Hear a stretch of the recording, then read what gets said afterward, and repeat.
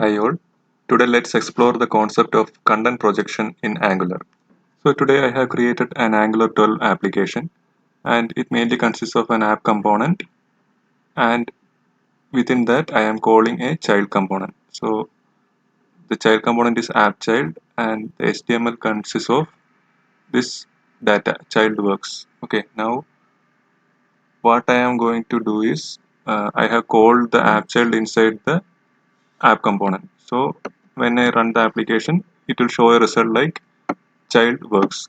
So now what will happen in case I add something in between the app child selectors? So I am going to add something like projected content. So now the application is refreshed. Now you can see that even though I added some data in between the selectors, it is not getting represented in the HTML.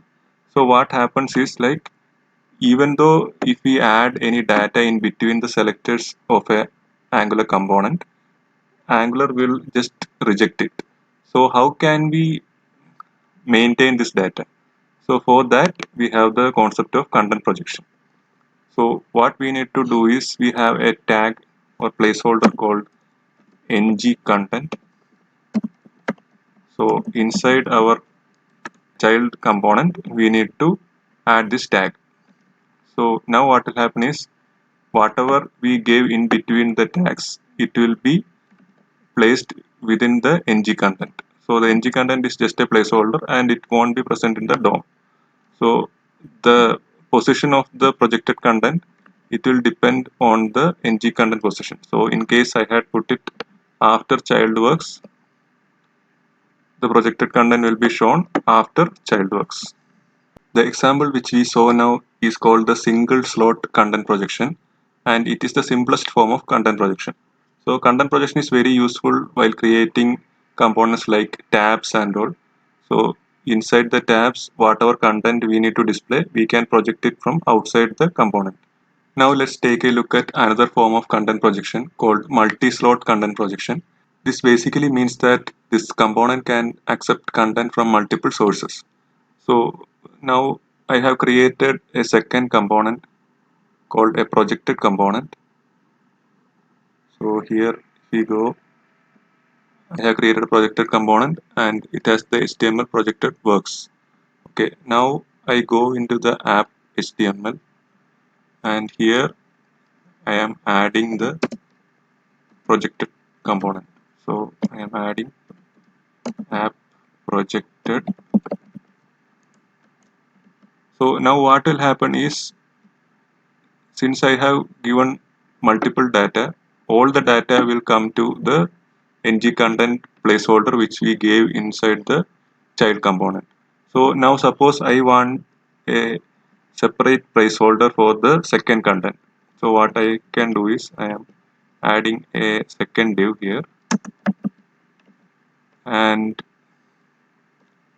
inside this I am giving the ng content. So now let's see what will happen.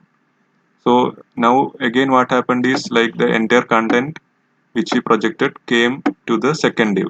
So how can we split this content? So for that we have an option called select. So select basically accepts multiple queries. So here since in the app component we have using a tag or component called app projected, we can use that particular tag name as a selector. So now what will happen is when the application refreshes, the static content comes here and the component which we have projected, it will be coming here. So basically the select will select the content based on the query.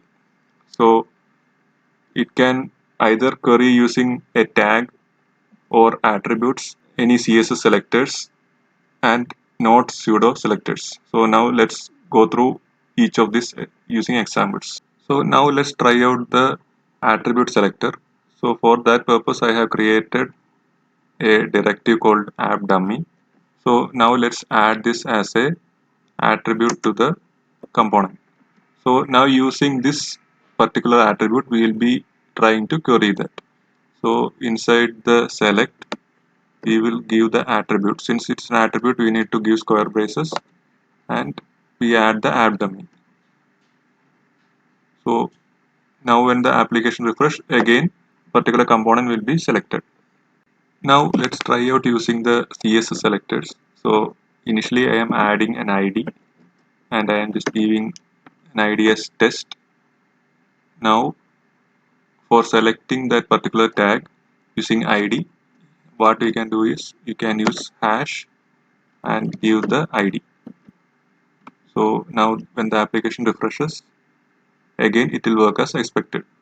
Now similarly we can query using the styles as well, the CSS class. So here I am giving class as test. Now if we go to the application, you can see that it is not working. Now we change the selector to dot test. Now it will work as expected and it will select using the class. Now again we can use the pseudo selector. So for that I am removing all the class here and I will try to select the using the pseudo node selector, and I am giving as not div. So basically it will select anything which is not a div. Now if we go to the app component, you can see that there is no div and like everything should come here. So what happened is all the projected content came here. Now if we had given any of these within a div, so here I am adding a div and I am putting the projected content text inside this div. So now what will happen is the projected content will go to the above slot and the remaining component will come to the below slot. So other than the commonly used selectors which we saw now, there is another option which can be used for handling complex situations. So suppose there is an scenario like we need to project a group of components, like here we have the div and the app projected tag. So suppose we need to project this entire container. So there is an option called ng project as. So here we can provide an attribute. So I am giving an attribute name as group, and using this particular attribute we will be able to query it in the select. So this is mainly used for handling complex situations. So now you can see that the entire group content is coming into the projected slot. Now let's see how we can handle dynamically projected contents. So currently we have two slots which are held in two separate divs.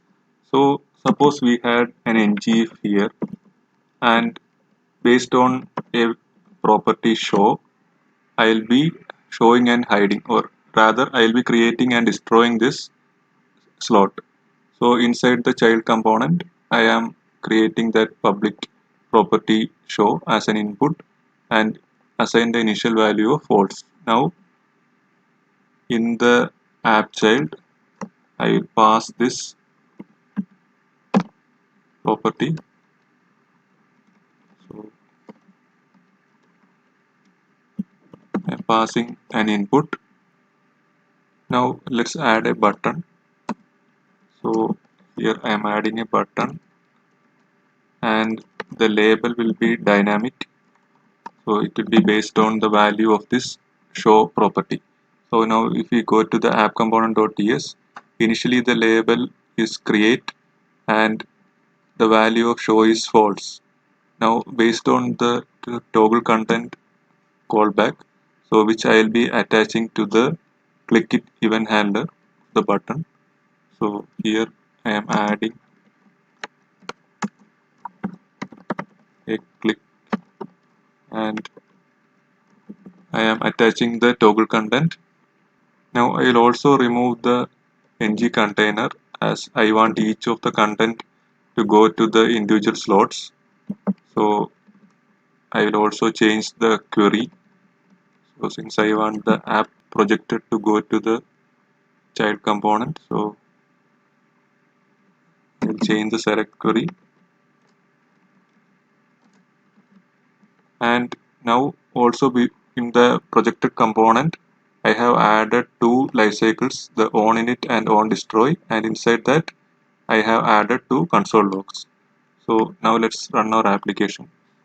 So you can see that initially only the static projected content text is available and the second slot is not available since we have put it in an ngIf and the value of show is false. But you can notice here that even though we have not created the slot, the content or the projected app component has been initialized. So this is actually a problem while using ng content in dynamic scenarios. Now if you see, when I click the create button, now the label toggle to destroy and the second slot is created. Now when I click destroy, you can see that the slot went, but the lifecycle, the destroy lifecycle hook of the projected content is not getting executed. So how we can fix this? Let's see. So the first step is that we need to add an ng template in our projected content, and we need to put the projected content inside this ng template so that it does not get initialized. Now let's go to our child component, and initially in the child component ts we need to add a content child.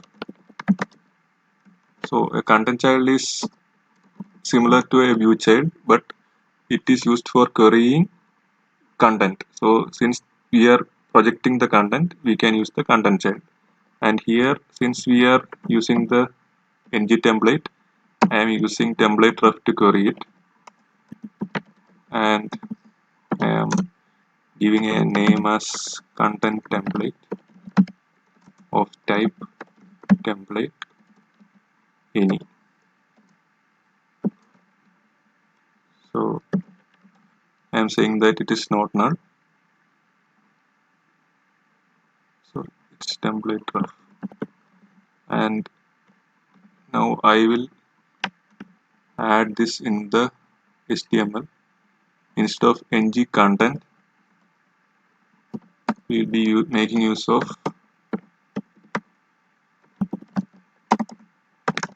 ng template outlet.